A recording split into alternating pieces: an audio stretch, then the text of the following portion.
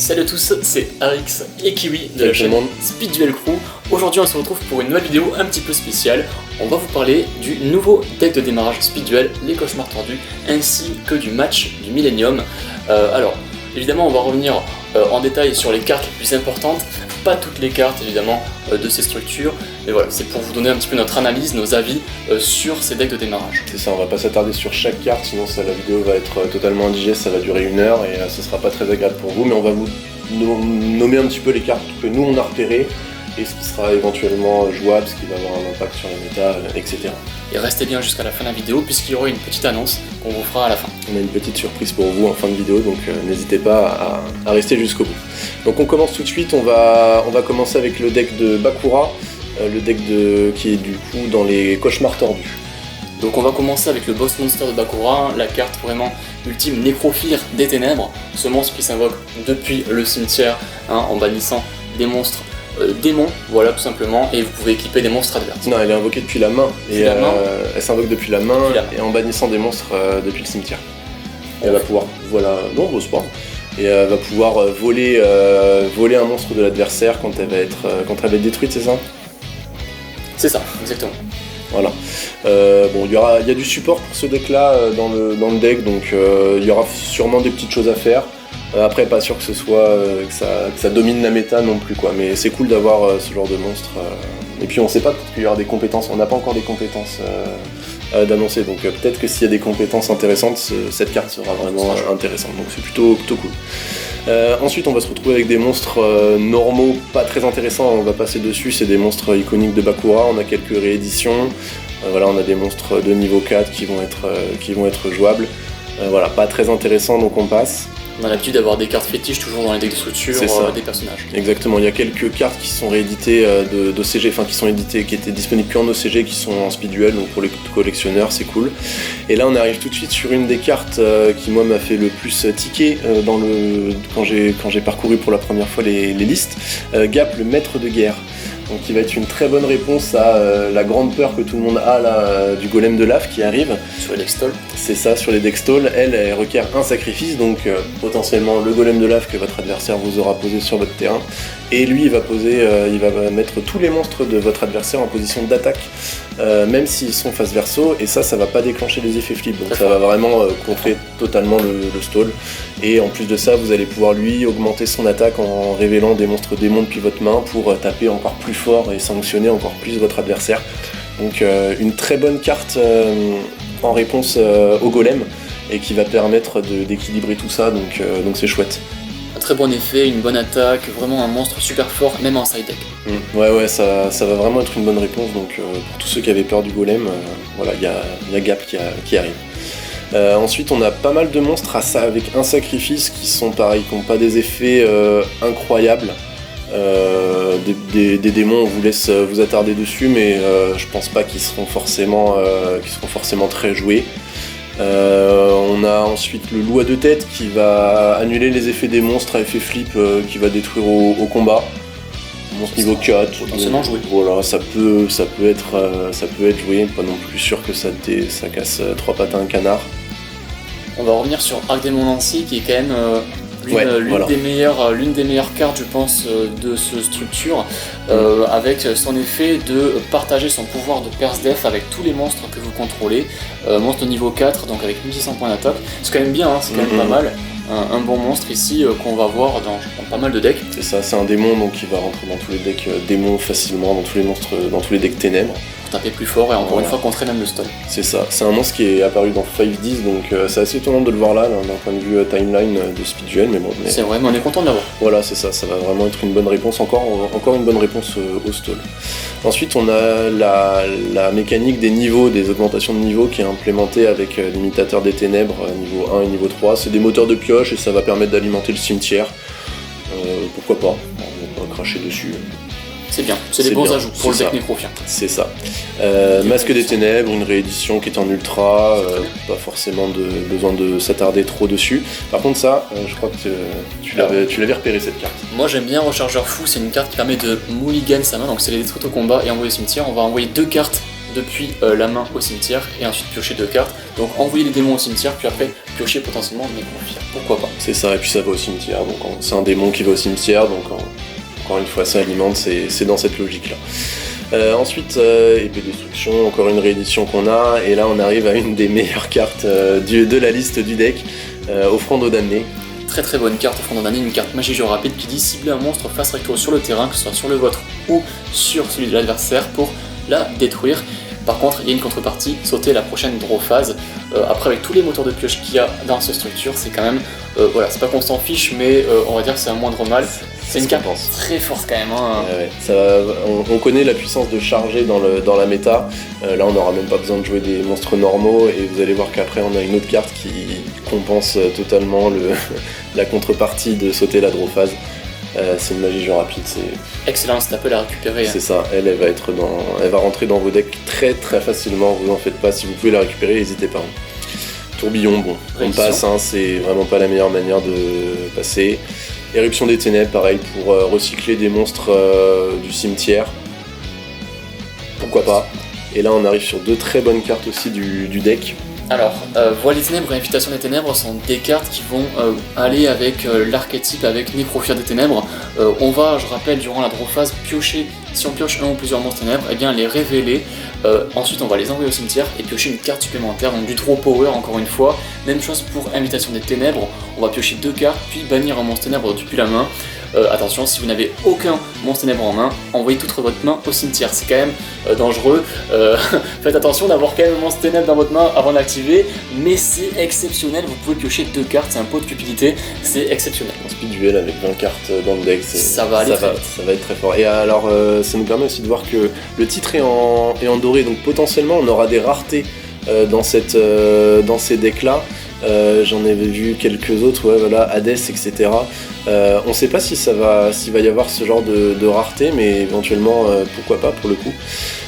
Donc voilà, une très très bonne carte aussi qu'il va falloir récupérer, hein, même en TCG, elle est incroyable. Ensuite, bon, Ténèbres Absorbant, pareil. Pour la recover. Voilà, pour la recover. Spectre, on a une autre mécanique qui est implémentée, les monster trap. Donc elle, vous allez activer comme un piège, et après elle va se comporter comme un monstre sur votre terrain, et elle va burn votre adversaire quand elle sera détruite au combat des points de vie de l'attaque de l'adversaire. Du support burn, et après on a des rééditions avec Charité l'homme ordinaire et point de contrôle inflexible, qui est un ultra rare dans la dernière. C'est ça, point de contrôle inflexible, c'est une très bonne réédition parce que ça a une très bonne réponse au parasite paranoïaque, et elle est en ultra, donc assez chère, donc c'est une très très bonne réédition, très très bonne piège. On passe ensuite au deck de Maric. Deck de Maric avec son boss monster, le golem de lave évidemment, qui était la carte la plus attendue évidemment de cette structure. Une carte que vous pouvez invoquer en sacrifiant 2 monstres de l'adversaire, et à chaque standby vous allez burn de 1000 points de dommage. C'est très fort, puisqu'après vous allez bloquer l'adversaire avec ce monstre. C'est ça, c'est le principal support stall du deck, donc voilà, c'est ce qui fait peur à tout le monde. Mais bon, on voit qu'il y a quand même pas mal de choses pour le gérer.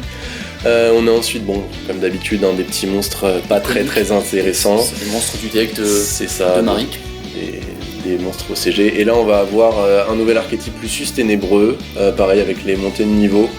On a regardé, c'est difficile à jouer quoi, c'est lent, et on a une magie qui va nous permettre d'accélérer ça, mais pas persuadé que ce soit pour autant très très fort. Pas sûr que le deck soit jouable pour l'instant. Ouais, ça manque encore de support. C'est cool d'avoir ça nous permettra de tenter des petites choses. Pour un deck fun, mais voilà, pas sûr que ce soit vraiment très puissant quoi.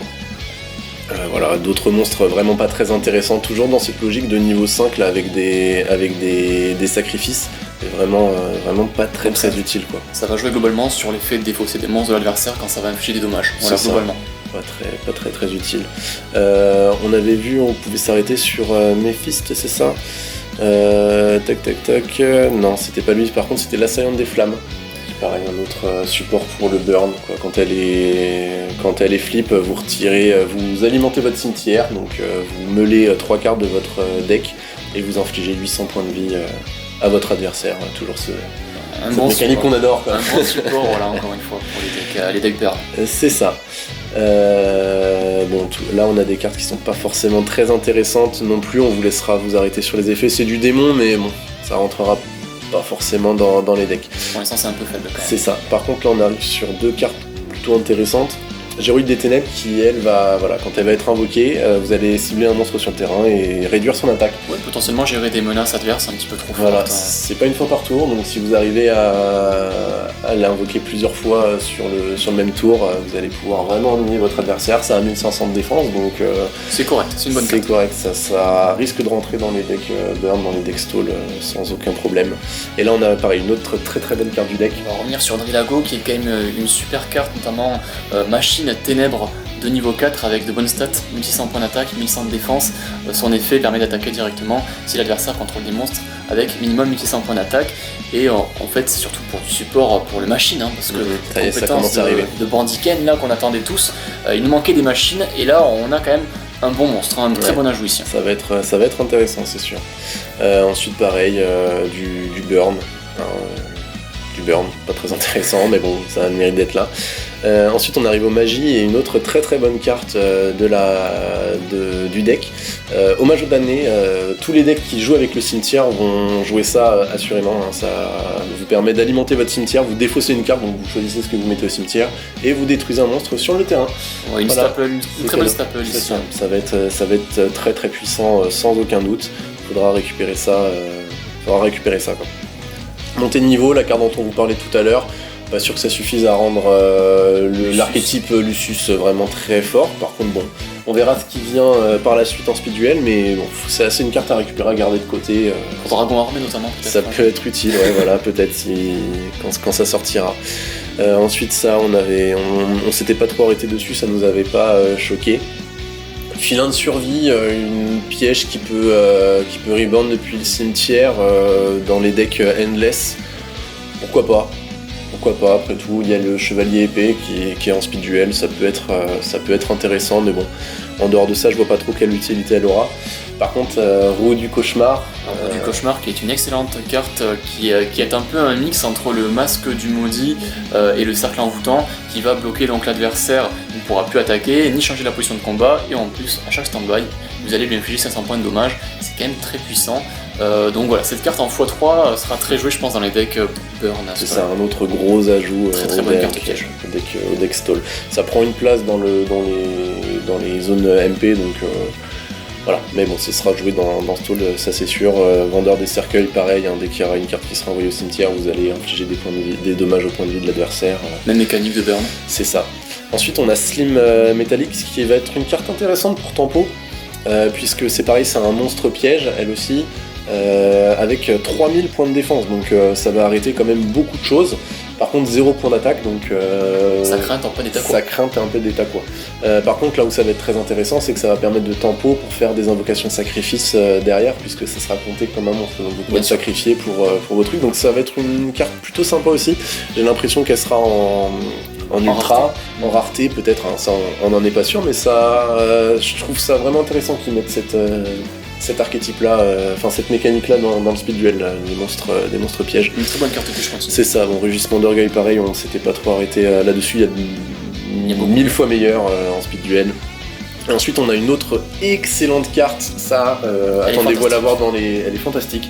Griffe Noël, c'est un kaiju, donc pareil, c'est un monstre que vous allez invoquer sur le terrain de votre adversaire en sacrifiant cette fois un seul monstre. Donc autant au golem de lave, on peut jouer autour en jouant toujours avec un seul monstre sur le terrain. Autant cette carte-là, vous serez obligé d'avoir un monstre sur votre terrain, donc sur le terrain de l'adversaire, donc vous pourrez toujours l'invoquer en défense. Donc vous allez gérer une menace, et en plus de ça, elle va vous faire piocher. Donc beaucoup trop forte, beaucoup trop forte. Ça va falloir le récupérer sans aucun doute. En x3, elle est incroyable. Ce sera au moins dans les sides. Ah oui. Ça va permettre de gérer tellement de choses. Ça va être vraiment fort. Si vous avez de quoi passer au-dessus de 2500 derrière, vraiment, moi. Je trouve ça ouf qu'ils mettent ça tout de suite dans ce visuel. Ouais, c'est sûr. Et après, on a Excavation de pierre magique. C'est pareil, c'est une magie qui nous permet de recycler des magies dans le cimetière. Pour l'instant, on voit pas trop en quoi c'est utile, mais bon, ça a le mérite d'être là. On verra peut-être après. À l'avenir, ouais. C'est ça. Ça a l'air d'être en rareté en plus de ça, donc pourquoi pas. Donc voilà pour les decks des cauchemars tordus de Marek et Bakura. On s'y attendait, hein. Voilà, du stall. mais il y a quand même de quoi gérer la suite, donc c'est plutôt cool. Donc on passe maintenant au deck de démarrage, le match du Millennium, donc c'est le deck de Yugi et de Pegasus. On commence du coup avec le deck de Yugi, on a une nouvelle réédition du Magicien Sombre, pareil, peut-être en rareté, on verra ce que ça donne. Ensuite on a des monstres iconiques de l'animé, donc pour les nostalgiques c'est chouette de voir tout ça, voir tous ces monstres qui l'ont accompagné pendant la première saison. Potentiellement ce Agent de Pierre pourra être en rareté aussi. Ouais, peut-être une nouvelle rareté en speedduel, le rare avec juste le nom écrit en argenté. On verra bien donc du nouveau. Et on arrive tout de suite là sur une autre très très bonne carte de ces deux decks, de ces deux sorties. Gaïa, le chevalier implacable attaquant. Ouais, Gaïa qui va permettre d'être invoqué normalement avec 1900 points d'attaque, ce qui en fait le monstre invocable normalement, donc niveau 7 du coup, mais invocable normalement avec le plus d'attaque sur le speedduel.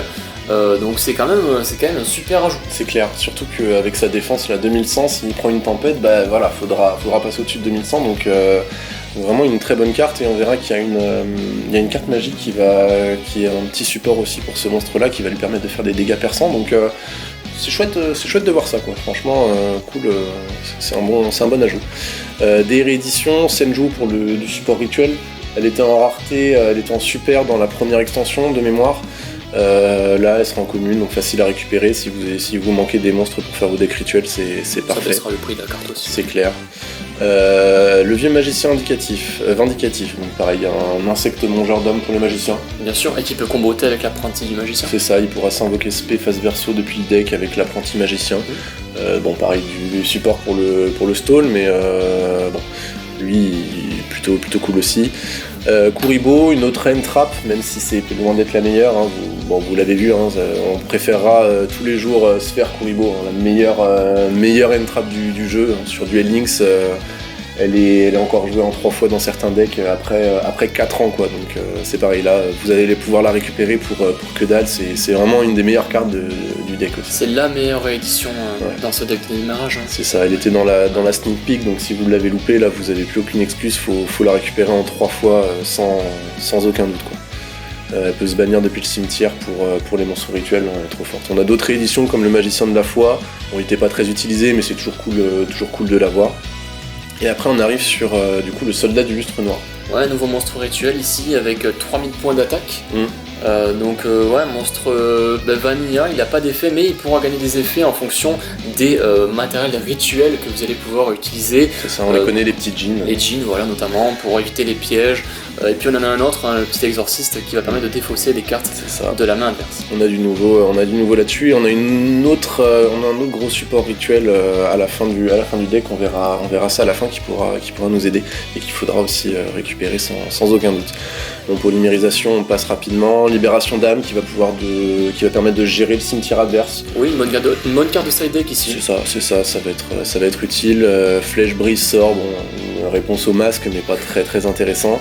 Charge tournoyante, du coup qui combatte avec Gaïa, qui lui permet de faire des dégâts perçants et de piocher en plus. Power aussi. Donc plutôt intéressant, vraiment une carte intéressante. Bon, je sais pas ce qu'ils ont à vouloir nous faire jouer Tourbillon, hein, cette carte, vraiment... Ils veulent qu'on la joue, hein. C'est ça, alors que c'est pas du tout la meilleure manière de gérer les MP. D'ailleurs, on l'a en réédition, on verra après. Habilité de l'invocateur, pareil, c'est une réédition. Esprit de combat, réédition. Cadeau de l'éléphant blanc, pareil, réédition. Cirque gobelin et unité de réserve, c'est pas très intéressant. On va pas revenir dessus. Ici aussi, on a des rééditions, mais a priori, des rééditions qui, pareil, vont être en rareté, hein, si on regarde les titres. Oui, Cercle Envoûtant qui mérite quand même une rareté. Ouais, c'est une bonne carte de Yugi en plus, c'est cool qu'ils la mettent en rareté, moi je suis assez content aussi là-dessus. Et là on a pareil une autre très très bonne carte du set. Hein. C'est vrai, élimination par catégorie qui permet de défausser une carte magie pour détruire un monstre face recto contrôlé par l'adversaire sans cibler, je précise. Et après, eh bien, vous allez vérifier la main de l'adversaire, donc regarder sa main. Et toutes les cartes dans sa main avec le même nom que la carte détruite sont envoyées au cimetière. C'est extrêmement fort, je pense notamment contre le deck insecte avec le parasite paranoïaque. Ouais. C'est vraiment être incroyable. Super carte. Hein. C'est ça. Et pareil, hein, encore une fois, dans la timeline de Speed Duel, on sait pas trop ce qui leur prend d'ajouter des cartes avec les Ojama dessus, quoi. Mais bon, on prend parce que c'est vraiment cool. Très bonne carte. Du support fusion. Pour les decks fusion, plutôt intéressant. Ça va être assez facile de faire Gaïa le chevalier champion, puisque les 2 matériels fusion sont tutorisables par habilité de l'invocateur. C'est vrai. On a la compétence, on pourra turbo la fusion, ça peut être cool, hein, ça peut être des decks, on peut faire des decks très agressifs avec ça, et plutôt cool à jouer par exemple pour les nostalgiques de l'animé, c'est chouette quoi. Et du coup là on passe tout de suite au deck de Pegasus, avec quelques-uns de ces monstres iconiques aussi. L'idole aux 1000 yeux qui va nous permettre de faire la nouvelle fusion renoncée. Oui, le renoncer aux 1000 yeux. On verra ça plus tard. C'est ça. Magicionisme, donc pas très intéressant. Alligator Toon on avait. Et là on va avoir l'autre gros support de ce set qui va beaucoup booster les decks Toon. Donc on a beaucoup de nouveaux monstres. Alors on a des monstres qu'on avait déjà comme le crâne invoqué, le sorcier, la sirène, etc. Mais on va avoir du Mangar Yuran, du Revolver Dragon. C'est pas forcément ceux-là qu'on jouera le plus. Revolver Dragon, ça peut être ok puisqu'il garde son effet. Buster Blader, je crois pas qu'on l'avait. Non, je crois pas non plus. Mais le plus gros support, ça va être clairement le Magicien Sombre Toon, quoi. Il est incroyable parce qu'il permet de défausser une carte Toon pour activer un de ses effets, soit invoquer spécialement un monstre Toon depuis le deck en ignorant les conditions d'invocation, soit ajouter une carte magie piège Toon depuis le deck à la main. Dans tous les cas, on fait en fonction de la situation de notre main, c'est très puissant. C'est ça. Donc franchement, c'est un support exceptionnel. Hein, ouais, ça va vraiment devenir. Je pense que ça va vraiment être très jouable et ça risque d'être méta. En tout cas, vous pouvez être sûr qu'on essaiera de vous proposer des decklists Toon. Hein. Ça c'est sûr. On va voir la sirène Toon potentiellement en ultra aussi. Ça serait cool de l'avoir en ultra comme le crâne invoqué. Et un autre gros support Toon. Hein. Oui, l'Elfe Gemini. L'Elfe Gemini qui a 1900 points d'attaque quand même. Alors, elle permet voilà, en invocation effectivement normale. Donc on attend toujours, dans le but des toons, c'est attendre un tour, puis après on tape l'adversaire directement. Et son effet, c'est si elle fait des dégâts à l'adversaire, on va défausser une carte au hasard depuis sa main. Donc c'est un très bon effet. C'est un monstre quand même 1900 points d'attaque, c'est quand même pas si facile que ça à passer. Invocation normale, niveau 4, je trouve ça vraiment très fort. C'est clair, et puis ça permet de défausser la main de l'adversaire. Non, ça va être intéressant. Super. Ensuite, Magicien Illusionniste Anonyme, du support pour renoncer qui va venir un petit peu booster le deck renoncer. La faiblesse du renoncer, c'était que s'il était détruit, c'était compliqué une fois que vous les passiez tous. Là, vous allez pouvoir les recycler en l'envoyant au cimetière. Donc c'est plutôt cool, ça va se réinvoquer depuis le cimetière en plus. 2200 de défense, ça permet de tempo. Ça va être un bon ajout au deck renoncé. L'oiseau supersonique, encore du support rituel. C'est une réédition qui est en ultra, elle va plus rien coûter, ça va être cool. Et là, les deux petits djinns, lui on l'avait déjà, le djinn exorciste qui permet de rendre insensible au rituel. Et on a du coup au piège, exactement. Et là on a le nouveau, le prophète des rites. C'est ça, donc lui en fait si vous invoquez un monstre rituellement avec le prophète, et bien à chaque fois que vous allez faire des dégâts à votre adversaire, il va défausser une carte de sa main. Donc pareil, c'est un bon monstre, je pense que Exorcist est quand même mieux, voilà, mais pourquoi pas. Mais là on a beaucoup d'effets qui font défausser l'adversaire, donc ça va peut-être pouvoir devenir une vraie condition de victoire, on va pouvoir construire des choses autour de ça, peut-être, on verra bien encore une fois. Le renoncer qu'on avait déjà, potentiellement en rareté, comme le magicien sombre, on l'a pas vu tout à l'heure. Tout ça c'est du support qu'on avait déjà pour le deck Toon. Enfin, une dernière carte qui à mon avis sera aussi potentiellement jouée dans Toon, la piège, là, le petit masque Toon qui permet de cibler un monstre contrôlé par l'adversaire. Non, si vous contrôlez le monde des Toons, ciblez un monstre face recto contrôlé par l'adversaire, invoquez spécialement un monstre Toon depuis votre main ou votre deck dont le niveau est inférieur ou égal au niveau ou du rang, en ignorant ses conditions d'invocation. Donc on va pouvoir spammer le board et on va surtout pouvoir faire ça à la fin du tour de l'adversaire pour pouvoir tout de suite attaquer sur ses points de vie pendant notre tour. Donc à mon avis ce sera joué dans Toon ça. Ouais, ça peut être une bonne carte, moi je la vois bien en side contre par exemple Blue Eyes, puisque ils ont un niveau 8, tu l'équipes ça, tu les cibles, hop, tu fais ton magicien sombre, et du coup sur la end-phase, effectivement après tu pourras faire l'effet, défausser une carte Toon, et soit invoquer SP depuis ton deck, par exemple le Revolver Dragon en ignorant ses conditions d'invocation, faire son effet, péter les Blue Eyes, et attaquer directement. Ou alors tu vas pouvoir aller défausser une carte Toon depuis ta main, chercher rembobinage Toon, et attaquer 2 fois sur les points de vie de ton adversaire. C'est très fort, dans tous les cas ça serait une très bonne carte. Ça va être intéressant. C'est ça, de la réédition de la meilleure façon de gérer les MP. Donc là vous aurez plus aucune excuse, la tornade de poussière c'est la meilleure façon de gérer les MP en speed duel. Elle était en rareté dans je sais plus quel display, mais là maintenant voilà, ça c'est une carte à récupérer sans aucun doute. x3 dans tous les decks. Voilà, on a la lance bouclier, bon c'est pas non plus, c'est pas hyper fort. Ordre de sécurité en rareté, réédition en rareté, pourquoi pas. Je sais pas si elle le méritait, on l'a pas trop vu jusque là, mais pourquoi pas. Une autre piège qui va être très intéressante. Héritier talentueux, ça va faire gagner de l'attaque à vos monstres, et ce qui la rend vraiment intéressante, c'est que vous allez pouvoir le faire pendant la dommage step. Oui, parce qu'en damage step, l'adversaire ne pourra pas répondre avec d'autres effets. Vous allez moduler l'attaque de votre monstre de 400 si cette carte est jouée depuis le terrain, et de 800 si elle est jouée depuis le cimetière. Donc c'est quand même une information que l'adversaire va devoir prendre en compte durant tout le duel, puisqu'il devra checker le cimetière et jouer en fonction de Héritier talentueux. Donc c'est une très bonne carte, très bonne ajout ici. C'est ça, c'est Avolt là récemment qui a fait une decklist dommage step justement, où il joue avec renforcement avec les kunai et il joue vraiment là-dessus, et là ça va vraiment pouvoir être réutilisé, on va pouvoir l'utiliser une fois depuis le terrain, une fois depuis le cimetière, c'est intéressant hein, comme carte. Une très bonne carte staple. C'est ça, potentiellement voilà, pour des decks assez précis, mais c'est cool d'avoir ça.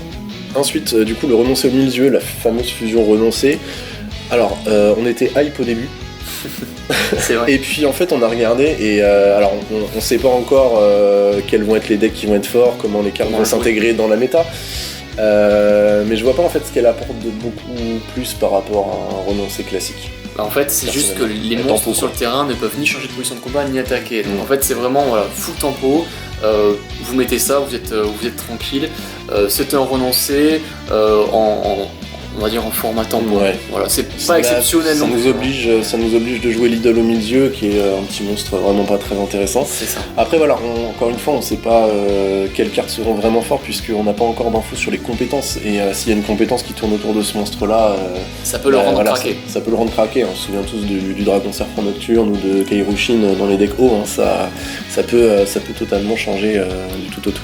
Et ensuite, on a une autre carte qui va être vraiment très très très intéressante selon moi à récupérer, alors pas forcément maintenant, encore une fois on ne sait pas les compétences, mais l'art du rituel avancé qui va beaucoup booster les decks rituels, elle va pouvoir invoquer n'importe quel monstre rituel en envoyant les monstres depuis le deck au cimetière, mais alors ça va devoir être des monstres normaux, donc ça limite quand même pas mal les choses. Et puis aussi c'est le niveau total égal, c'est voilà. Pas inférieur ou égal ou supérieur ou égal, c'est égal, donc faut faire attention au niveau. C'est une invocation rituelle assez classique mais depuis le deck.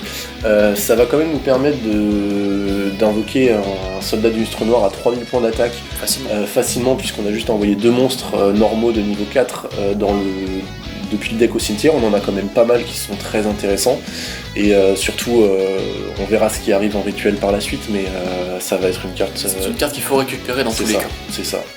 Pour le futur, ça risque d'être très très intéressant, et il y aura peut-être même des choses à faire plutôt que prévu. Et enfin la dernière carte, alors ça je crois que personne s'y attendait. Ouais, Corbeau Dédé, qui est une carte qui est très jouée en TCG dans les side decks. Elle permet en fait de la défausser depuis la main pour cibler une carte dans le cimetière de l'adversaire et la bannir tout simplement. C'est une carte. C'est un effet rapide. En effet rapide, voilà, tout simplement. C'est vraiment une bonne carte. Après, dans le speed duel, moi je vois pas trop l'utilité pour l'instant. Encore une fois, on sait pas quelles seront les compétences. C'est vrai, ouais.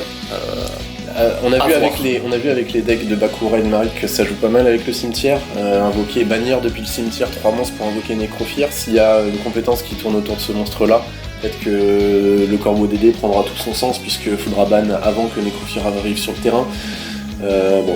Elle est dans tous les sides dans TCG. Elle sera sûrement dans les sides en speed duel. Elle sera sûrement dans les sides en speed duel, et tous les monstres qui vont jouer autour avec le cimetière vont être embêtés par cette carte. Le crâne serviteur, si au moment de la déclaration de l'attaque vous faites effet rapide Corbeau Dédé, vous enlevez 1000 points d'attaque vous bannissez un crâne serviteur depuis le cimetière et vous enlevez 1000 points d'attaque au roi des crânes, ça peut faire la différence. Donc une bonne carte. On verra à quel point elle est forte dès qu'on en saura un petit peu plus. Voilà, donc là on a fait le tour. Un petit bilan sur ces deux sets de cartes. Moi, ce que je retiens, c'est que il y a beaucoup de support pour le stall, mais du support intelligent. C'est ce que tu disais, Arix. Ouais, c'est vrai que le support est quand même bien équilibré, je trouve, entre on vous met attention du burn, on vous met du stall, mais on vous met aussi des moyens de les contrer. Donc jouez-les intelligemment, mettez ce qu'il faut dans votre side pour contrer les deck stalls, sinon ce sera pas aussi fumé que ce qu'on pouvait le penser quand on avait juste le golem de l'AF, c'est sûr. Bien sûr. Ce que je retiens aussi, c'est du gros support toon, et ça fait plaisir de pouvoir. Je pense qu'on va vraiment pouvoir jouer toon, et ça va vraiment pouvoir être fort. Potentiellement même rentrer dans la tier list. Ouais, à mon avis. Et du support rituel. Alors à voir comment on va bidouiller tout ça, mais il y aura des choses à faire autour de tout ça. Il y a bon espoir pour les rituels, il y a quand même une compétence aussi pour accélérer les decks rituels. Ouais, la cérémonie rituelle là, qu'on avait récupéré dans la sneak peek précédente. Voilà, donc potentiellement il y aura des choses à faire, donc à voir, faudra tester tout ça. C'est ça, dès qu'on aura plus dès qu'on aura plus d'informations là-dessus, de toute façon on vous présentera, on en parlera sur la chaîne, on vous présentera les decklists dès qu'on aura les cartes, et on vous proposera aussi un opening dès qu'on aura réussi à récupérer les deux decks en fonction de ce qu'on peut faire avec le confinement. En tout cas, n'hésitez pas à nous rejoindre sur le Discord et sur Instagram pour rien manquer de tout ça. Et du coup, ça fait un lien plutôt cool pour ton annonce. Oui, c'est vrai que là, en allant sur le Discord, eh bien, vous verrez qu'on va faire un tournoi le dimanche qui arrive le 10 mai. Donc voilà, je vous invite à rejoindre Discord pour vous y inscrire. On vous donnera plus de précisions dans la prochaine vidéo. Il y a une vidéo qui sort la semaine prochaine. On en saura un petit peu plus là-dessus, mais on avait vraiment à cœur de proposer un tournoi. On essaiera de le faire régulièrement. Ouais. On verra au moins une fois par mois déjà. On verra comment c'est possible, mais c'est dans nos envies de proposer une espèce de petite scène compétitive autour du speedduel sur le speedduel crew. Bien sûr, c'est un bon moyen de tester vos decklists. En plus pendant le confinement, je pense que là c'est parfait. Donc n'hésitez pas à nous rejoindre et à venir vous tester et tester vos decks dans le tournoi du Speedduel Crew. Les liens sont dans la description, comme d'habitude. Donc c'est tout pour cette vidéo. Je vous remercie de nous avoir suivis. N'hésitez pas à laisser évidemment le petit like, le petit commentaire, ça fait toujours plaisir. Donnez vos avis en commentaire sur les choses que vous avez retenues. Voilà. Et donc je pense quand même que c'était deux bons decks de structure. On va encore voir tout ça dans les prochaines vidéos. On vous en dira plus avec les compétences. C'est ça, moi je suis hype. On est hype là. Ça fait depuis décembre qu'on attend du nouveau support en speedduel, donc c'est cool. Voilà, mais écoutez, merci à tous, ça va clore cette vidéo. Nous on se dit à très vite pour de prochaines vidéos. C'était Rex et Kiwi. Ciao. Ciao.